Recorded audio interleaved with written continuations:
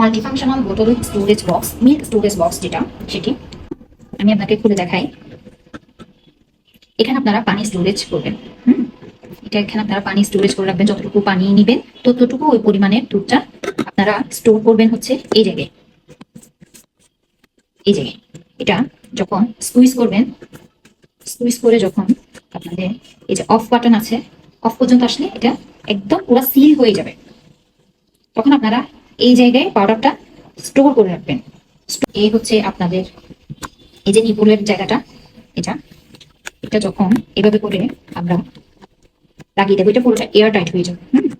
যে air tight হয়ে যাবে, তাহলে এখানে আপনারা মিল্ক স্টোর করে রাখবেন, এখানে পানি রাখবেন এই জায়গাটাতে। এখানে এটা হচ্ছে হিটার, এটা কিন্তু ওয়ার্মার না, এটা হচ্ছে হিটার। ওয়ার্মার আর হিটারের মধ্যে পার্থক্য হচ্ছে ওয়ার্মারটা কিন্তু গরম হতে পারে যথেষ্ট পরিমাণে সময় নেই, এটাতে কিন্তু খুব কম সময়ে আপনারা দ্রুত পানিটা গরম করতে পারবেন।